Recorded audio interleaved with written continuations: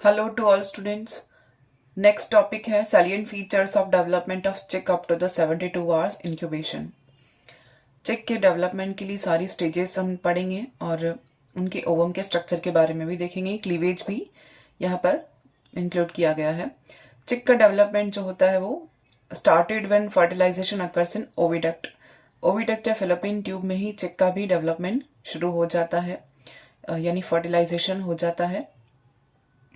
और जैसे एमनियोट्स में हम देखते हैं कि पक्षी, रेप्टाइल्स और मेमल्स, इन तीनों में एक्स्ट्रा एम्ब्रियोनिक मेम्ब्रेन फॉर्मेशन होता है, जो कि एम्ब्रियो को पोषण देने के लिए और एम्ब्रियो की प्रोटेक्शन के लिए बहुत ज़रूरी होता है, क्योंकि ये पक्षी और रेप्टाइल्स अपने अंडे ज़मीन पर देते हैं. और मेमल्स में जो होता है एग का फॉर्मेशन, उनमें एक्स्ट्रा एम्ब्रियोनिक मेम्ब्रेन, वो एग लेइंग जो होते हैं उनमें तो एक्स्ट्रा एम्ब्रियोनिक मेम्ब्रेन होती है, लेकिन जो एग लेइंग नहीं है, जिनमें कि प्लासेंटा का फॉर्मेशन होता है, वो प्लासेंटा का फॉर्मेशन जो हम लास्ट वीडियो में देख चुके हैं, उनमें प्लासेंटा के थ्रू एम्ब्रियो को न्यूट्रिशन प्रोवाइड कराया जाता है. तो यहाँ पर हम चिक के बारे में देख रहे हैं, उसकी एक्स्ट्रा एम्ब्रियोनिक मेम्ब्रेन के बारे में देख रहे हैं और उसकी फर्टिलाइजेशन और उसकी जो डेवलपमेंटल की स्टेजेस हैं, 18 आवर्स, 24 आवर्स, 42 आवर्स, फिर 36 और 72 आवर्स और 96 आवर्स, ये सारे स्टेजेस हम देखेंगे. तो उसके पहले जो चीज़ें इंट्रोडक्शन देखना है वो देखते हैं. मोस्ट ऑफ द डेवलपमेंट जो अकर्स ड्यूरिंग इंक्यूबेशन, सारे के सारा डेवलपमेंट कहाँ होता है? चिक का इंक्यूबेशन पीरियड में होता है. उसके लिए उसे टेम्परेचर कितना चाहिए? Required temperature is 36 to 38 degree centigrade. और इसे पूरी प्रोसेस को हम कहते हैं टेम्परेचर नेटेड या टेम्परेचर मीडिएट प्रोसेस कहते हैं, जो कि 21 डेज तक का पूरा टाइम लेता है चिक एम्ब्रियो डेवलप होने के लिए. और इसमें एल्ब्यूमिन का फॉर्मेशन होता है और इसके ऊपर शेल डिपॉजिट होती रहती हैं, जो हम आगे देखेंगे. अब देखते हैं structure of hen egg. Hen egg का स्ट्रक्चर, यानी एग जो होता है वो कैसा होता है? मैक्रोलेसिथल टाइप का होता है. एक टाइप हम पहले पढ़ चुके हैं और ये टीलोलेसिथल प्रकार के अंडे होते हैं. ये एक टाइप हम पहले पढ़ चुके हैं, उसमें ये मेंशन किया था.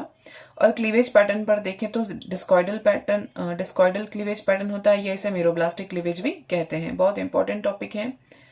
फिर protoplasmic arrange in disc form. Protoplasm किस फॉर्म में अरेंज होता है? डिस्क फॉर्म में अरेंज होता है, जो कि ब्लास्टोडिस्क या जर्मिनल डिस्क कही जाती है. अब देखते हैं पार्ट्स ऑफ एग. पहला है ओवम. ओवम क्या है? Ovum is in primary oocyte stage, यह प्राथमिक अंडकोशिका की अवस्था है. इसमें योग बहुत अबंडेंटली भरा होता है, बहुत अत्यधिक मात्रा में योग का यहाँ पर डिपोजिशन होता है. Protoplasm located in the active और एनिमल पॉल. प्रोटोप्लाज्म कहाँ पर अरेंज होता है? एक्टिव पॉल पर, जिसको डिस्क लाइक पैटर्न में अरेंज होता है, इसीलिए इसे डिस्कॉइडल क्लीवेज पैटर्न भी कहते हैं या मेरोब्लास्टिक भी कहते हैं. 3 सेंटीमीटर तक का डायमीटर होता है इस ओवम का. और membrane around the egg called vitelline membrane. उस एग के चारों जो मेम्ब्रेन होती है वो वाइटिलाइन मेम्ब्रेन कही जाती है. और यह वाइटिलाइन मेम्ब्रेन जोना पैलोसिडा का ट्रांसफॉर्मेशन होती है, यानी कि किससे बनती है? जोना पैलोसिडा से बनती है. Inner layer formed by the ovary and outer layer is formed by oviduct. अंदर की सतह ओवरी से बनती है और आउटर की लेयर किससे बनती है? ओविडक्ट से फॉर्मेट होती है. फिर एंटीरियर पोर्शन कंटेन्स व्हाइट योग. अग्र भाग जो होता है वो ये वाला भाग, ये व्हाइट योग कहलाता है. और अंदर वाला भाग क्या कहा जाता है? येलो योग कहा जाता है. अब व्हाइट योग का जो पोर्शन है, कॉलम वाला पार्ट है, वो क्या कहा जाता है? लेटिब्रा कहा जाता है. ये आगे चलकर central white blastocyst and situated till lower surface of the blastodisc. ये ब्लास्टोडिस्क की निचली सतह तक फैला रहता है पूरा, जिसको क्या कहते हैं? नेक ऑफ लेटिब्रा कहते हैं या न्यूक्लियस ऑफ पेंडर कहते हैं. लेटिब्रा क्या है? व्हाइट योग का पार्ट है, उसे ही लेटिब्रा कहा है और कुछ नहीं है.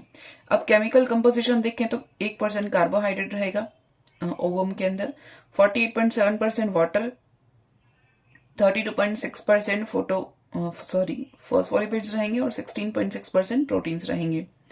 तो ये एग का यहाँ पर डायग्राम दिया हुआ है और यहाँ पर ये प्राइमरी oocyte एग का सेक्शन यहाँ पर दिखाया गया है. नेक्स्ट नेक्स्ट है albumin. When the fertilized egg pass through the oviduct, a thick layer of albumin deposit around it. जब fertilized egg oviduct से पास होता है तो एल्ब्यूमिन का एक मोटा आवरण इसके ऊपर डिपॉजिट होता जाता है। It remains divided into 2 parts. यह एल्ब्यूमिन 2 पार्ट में डिवाइड होता है, एक तो सघन भाग होता है और एक लिक्विड या तरल भाग होता है। Albumin surrounded the placenta membrane is thick, यानी कि जो एल्ब्यूमिन का पार्ट प्लासेंटल मेम्ब्रेन जो होती है, इसको प्लासेंटल मेम्ब्रेन का है, जो एल्ब्यूमिन का पार्ट होता है वो भ्रूण को जो कवर करके रखता है वो क्या कहा जाता है, थिक पार्ट या डेंस पार्ट कहा जाता है। और इस थिक पार्ट के चारों ओर का पार्ट एल्ब्यूमिन का वो लिक्विड होता है, थोड़ा सा तरल होता है, इसे एक्वस मीडियम कहा जाता है। और ये जो एल्ब्यूमिन है उसका मोटा पार्ट इस एम्ब्रियो को दो ओर से इस तरह से ये स्टिक करके रखता है। ये एजेस निकले रहते हैं एल्ब्यूमिन के, जो कि चैलिजा कहे जाते हैं। इन्हें क्या हम कहते हैं, चैलिजल पार्ट कहते हैं। और इसका फॉर्मेशन एल्ब्यूमिन से इन चैलिजा का फॉर्मेशन ही क्या कहते हैं, चैलेजिफेरस कहते हैं। It keeps the embryo in the position during development. विकास के दौरान या परिवर्धन के दौरान एम्ब्रियो को ये अपनी स्थिति में बनाए रखने के लिए या हिलने डुलने से रोकता है, अपनी स्थिति में बनाए रखने के लिए चैलिजा बहुत महत्वपूर्ण है और इसके कारण एम्ब्रियो रोटेट कर सकता है easily. The albumin is also called the white of egg. ये एल्ब्यूमिन जो लिक्विड व एक्वस वाला पार्ट है, इसके चारों ओर जो पार्ट होता है वो एक्वस पार्ट होता है एल्ब्यूमिन का। और इसमें क्या क्या होता है, इसे एग वाइट कहते हैं एल्ब्यूमिन को। और 85% वाटर रहेगा, 15% प्रोटीन्स होंगे। 94 मतलब टोटल 94% प्रोटीन का पार्ट कौन सा बनाता है, एल्ब्यूमिन बनाता है। Forms third layer of egg membrane. The entire albumin is secreted from the magnum part of oviduct. ये एल्ब्यूमिन का अधिकतर पार्ट या सारा के सारा पार्ट किससे सिक्रेट होता है, ओविडक्ट के मैग्नम पार्ट से स्त्रावित होता है। ये आप स्ट्रक्चर देख सकते हैं, एग ऑफ हैन, योक है अंदर वाला पार्ट, बाहरी पार्ट है व्हाइट योक। ये इनर शेल मेम्ब्रेन और outer shell membrane, 2 shell membrane होती हैं। ये उसके बीच का पार्ट एयर स्पेस है, ये चैलिजा है। और ये ब्लास्टोडिस्क है और ये न्यूक्लियस ऑफ पेंडर है। शेल मेम्ब्रेन थर्ड देखते हैं, shell membrane third covering.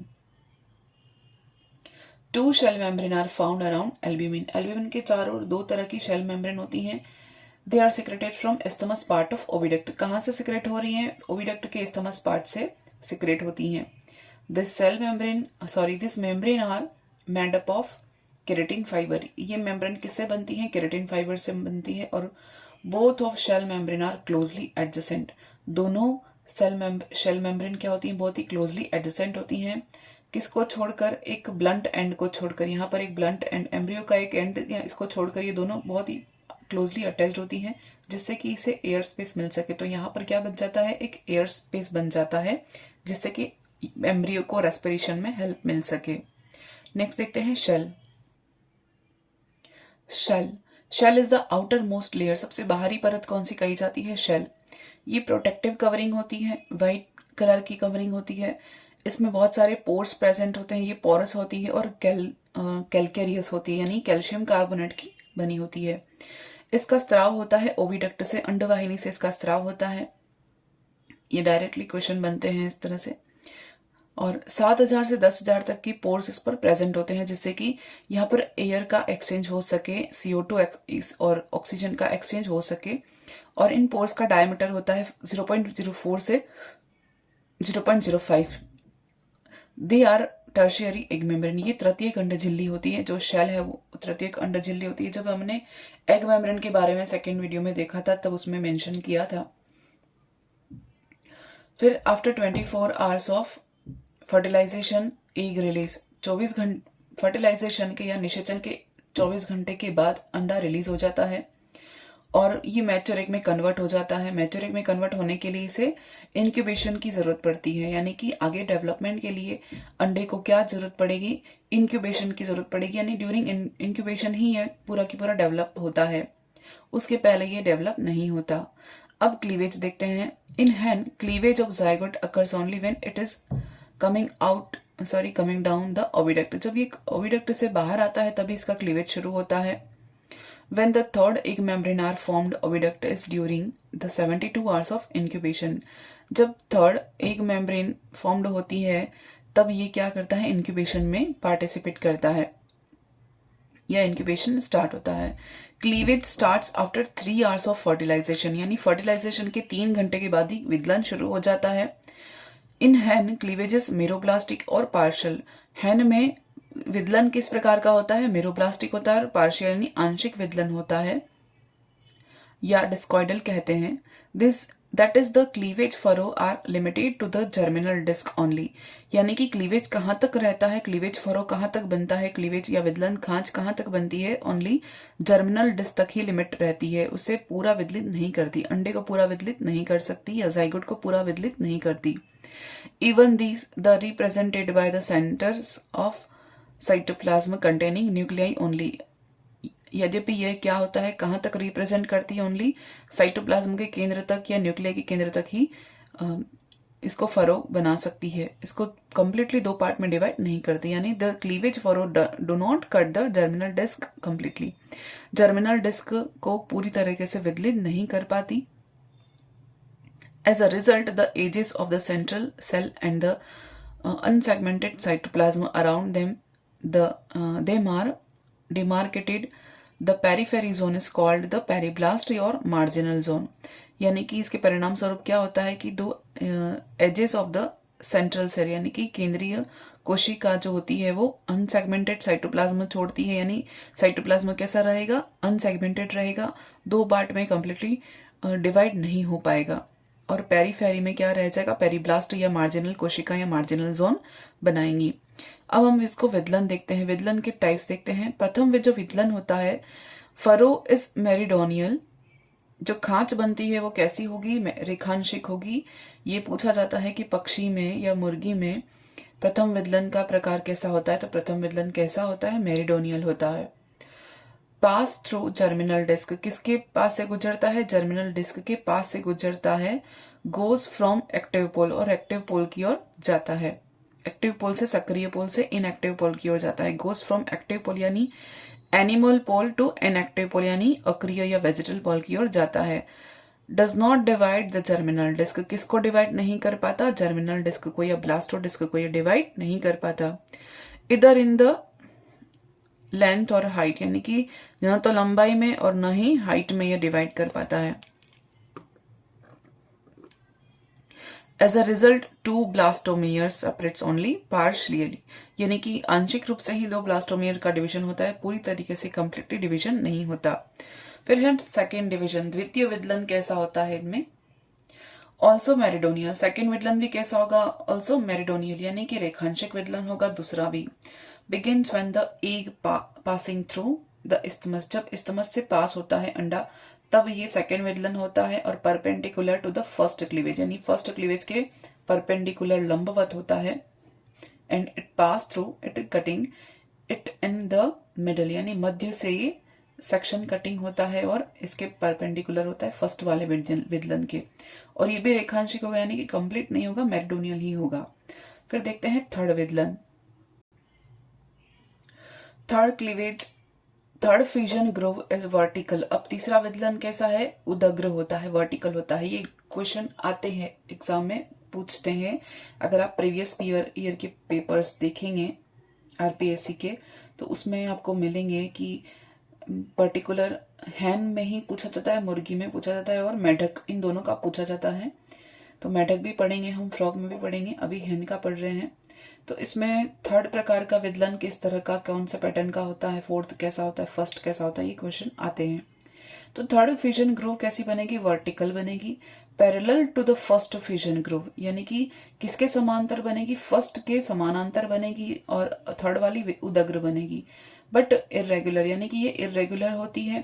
Third cleavage results in the formation of 8, यानी कि जो ब्लास्टोमियर्स बने या फ्रेगमेंट्स बने इन द एम्ब्रियो, यानी थर्ड क्लीवेज कैसा होगा, फॉर्मेशन ऑफ 8, यानी कि थर्ड क्लीवेज के फलस्वरूप क्या फॉर्मेशन होगा, 8 ब्लास्टोमियर बनेंगे, 8 कोरक खंडों का निर्माण होगा. फोर्थ क्लीवेज देखते हैं. फोर्थ क्लीवेज फरो वर्टिकल, ये भी कैसा है, वर्टिकल, बट सिंक्रोनस नहीं होता, यानी कि इसके तुल्यकालिक नहीं होगा.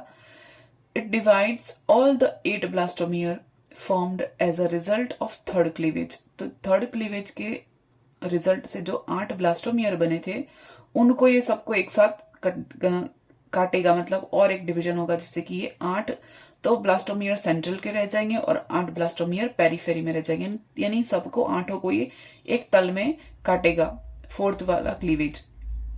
तो इसके परिणाम स्वरूप 8 ब्लास्टोमियर तो केंद्र में बन जाएंगे और 8 ब्लास्टोमियर पेरीफेरी में हो जाएंगे, यानी ये टोटल फोर्थ सेगमेंटेशन से कितनी 16 कोशिकीय अवस्था या ब्लास्टोमियर की अवस्था बन जाती है। और आगे वाले डिवीजन जो है, further cleavage becomes irregular and fully well demarcated cell gradually form at germinal disc. अब यहाँ पर जर्मिनल डिस्क की ओर ये बढ़ता जाता है क्लीवेज धीरे धीरे, और ये इरेगुलर होता जाता है। तो चौथे विदलन में कितने कोशिकीय अवस्था बनेगी? 16 कोशिकीय अवस्था बनेगी, ये भी प्रश्न आते हैं। थर्ड विदलन में कितने कोशिकीय अवस्था बनेगी? 8 कोशिकीय अवस्था बनेगी। इसके बाद हम आगे देखेंगे following 2 types of cell formed after cleavage. Cleavage के बाद कौन कौन सी सेल बनती हैं उसके टाइप्स हम आगे देखेंगे, सेंट्रल सेल और मार्जिनल सेल। इसके बारे में हम नेक्स्ट वीडियो में देखते हैं।